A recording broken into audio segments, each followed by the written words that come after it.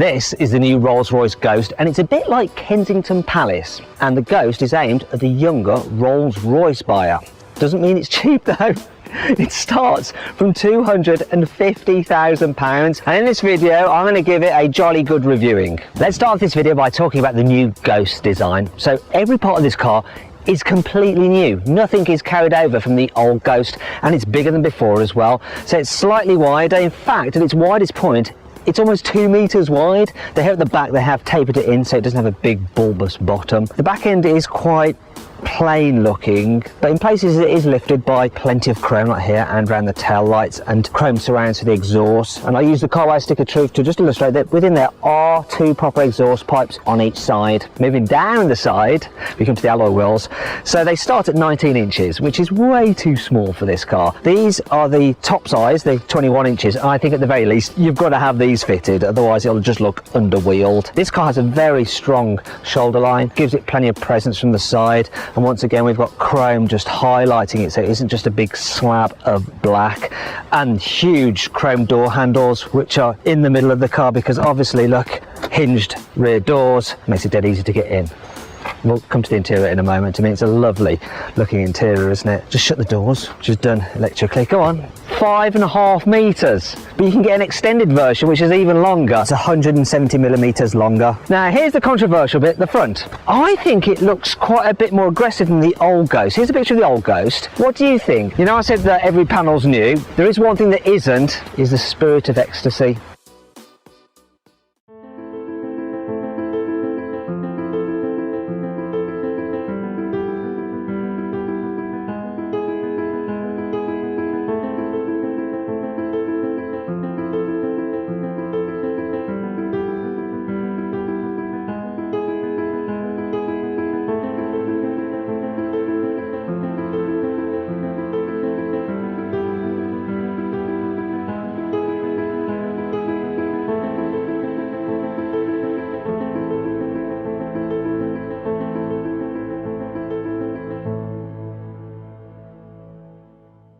The inside of this is gorgeous. The quality of the materials is impeccable. The leather is just so soft. The stitching, even though it's done by hand, is just so straight. The wood veneers, they're solid and thick. This one has a unique detail in it. It's like shiny flecks. It's gorgeous.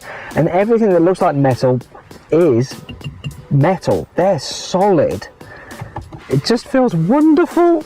This is solid as well. I like this metal strip here on the top of the grab handle for the door. Even the door pockets, look, they're lined with leather, contrasting leather as well, the orange to match this on the dash. I like the dials as well. They're behind this glass screen, and they're part normal physical dials, so the outer ring and the little illuminated bits for the increments of speed, but then the actual dial itself and the needle is digital, but it looks old-fashioned and analog. It's great.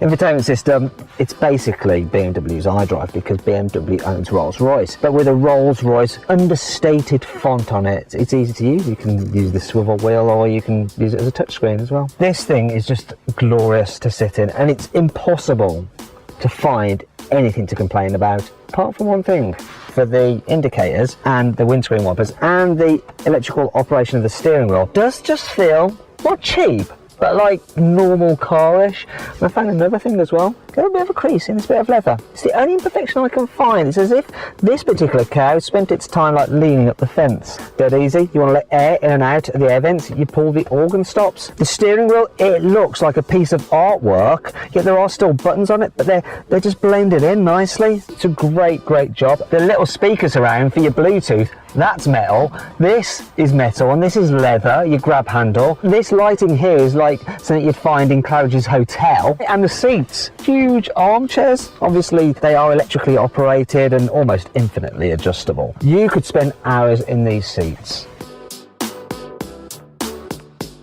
So, as I said at the beginning, This isn't a long wheelbase version. Look, I've got absolutely loads of knee room. I don't know why you'd need the extended wheelbase version. It really doesn't need to be any longer. No, the Opulence just continues in the back. So once again, the air vent surround, solid metal, lovely with your organ stops. You got your climate control here as well. It's just gorgeous, and all the materials are super expensive feeling, thick carpet. You can really relax. This actually has a 3-seater configuration, which means that if you really needed to, you could squeeze someone into the middle seat, which would be very un-Rolls Royce. There's a little grab handle in the back of the front seat, so you can actually hold on when you're getting into the car. One thing this car has is the embossed Spirit of Ecstasy on the back of the picnic tables. It also has, check it out, the rear entertainment system, so you get a big screen on each side, and you can control all the car's infotainment through this rear screen using the controller under here, which is just like that in the front. I'll just put that away. Another extra this car has is this, look,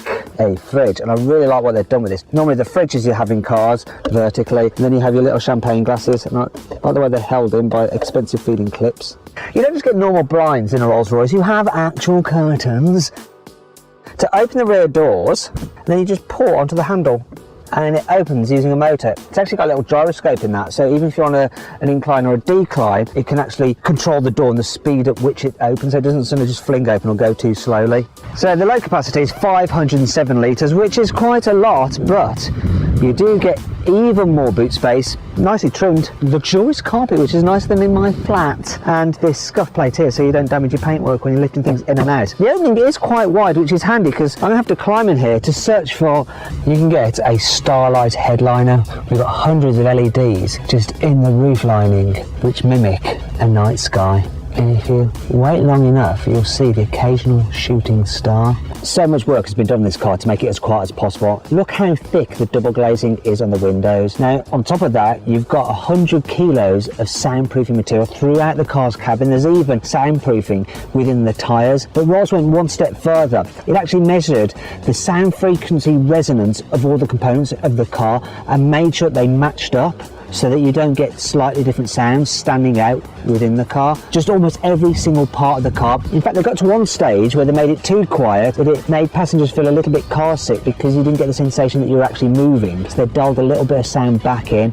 to keep everyone nice and comfortable. You can raise and lower the Spirit of Ecstasy manually if you want to by pressing a button on the car's infotainment system. And you can actually get it in solid silver or gold plated.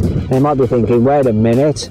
So this Ghost logo here, now Rolls Royce could have just painted that on, but that would have been too easy. Instead, they took 10,000 man hours designing and developing this very special feature, which actually involves 90,000 laser etched holes in this wooden veneer, and behind that you've got 152 LEDs, and it shines light through evenly, so you get this starlight effect here, and when you turn the car off it completely disappears and it comes back when you turn it back on again. This car has the upgraded bespoke audio system, so you have 18 speakers, and these ones here also have a really nice metal grille of them, which is so sharp you can actually file your nails on them. You get 1300 watts of power. There's also 2 exciter speakers in the roof of the car, and it uses the hollow sills to act as a subwoofer to boost the bass, and then there's a few microphones dotted about the place to pick up unwanted frequencies and cancel them out, so you get a pure clean. The Ghost gets Rolls-Royce's new microenvironment purification system. So the car uses sensors, and it can tell if you're driving through an environment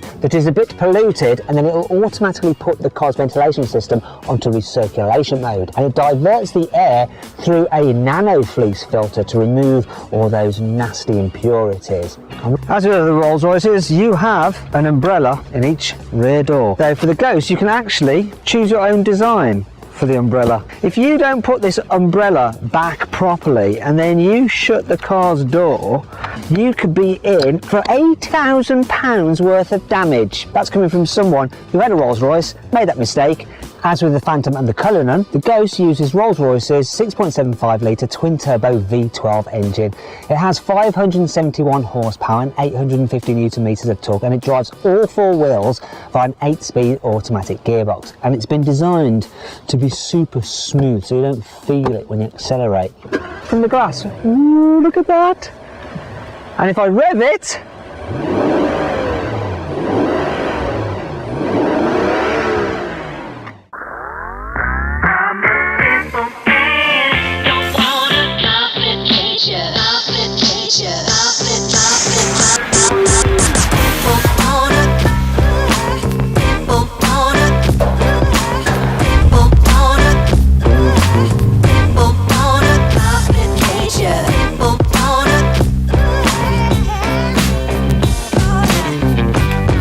finally see what this Rolls Royce Ghost is like to drive. Not much of a problem in this, the air suspension just deals with them so well. And I can just cruise down my little driveway. Say little, it's probably about half a mile long. And I am faced with a slight problem. It's the fact that this car is so long that I might have to have my nose out on the road in order to be able to see what's coming around the corner, but let's find out. It's so quiet in here. I can't feel the road beneath me at all. It's like I'm just floating around in utter tranquility. In fact, I imagine this is what it felt like when I was in the womb. It's as though this car is like your own amniotic sac. The turning circle on this car is still 3.4 metres, which is slightly better than a Phantom, which is 3.8 metres. Oh, the steering is just gentle and easy. This car does have surround view cameras, so they will help me, and obviously parking sensors and stuff. But at the moment, I'm caught behind some truck that's loading. But it doesn't topple over either, it doesn't fill out of its depth. And if you need to get a move on, this engine is pretty powerful. I'm going to floor it. Ooh, a bit of a roar from the exhaust. And it does go alright. Oh my gosh. 0-60, 4.6 seconds. But it doesn't actually feel that quick because you're so isolated from the sense of speed. One of the things you have to love about Rolls Royces is that they have their own unique way of doing stuff. For instance, you don't have a rev counter, but instead a power reserve gauge. So when you're just tootling along and not really pressing the throttle, you have 100% of power reserve. Seats are super comfy, you can put the massage function on. And one of the things I really like about the massage function is that it just stays on. I'm actually going to put the cruise control on because it'll just mean that I don't have to worry about setting the pace. The car actually uses a camera and a radar to keep a safe distance from the car in front, and it'll even work in stop-start traffic. There's one thing that is missing from this though. It doesn't have that function where it'll automatically steer to keep you between the white lines. It's a bit of a shame. I don't know why it doesn't have that. Maybe it's something to do with the fact that most people who buy these cars probably have a chauffeur, and you do want your chauffeur to at least try to earn his money. Click on the pop-out banner up there to get a car out to see how much you can save on a new car.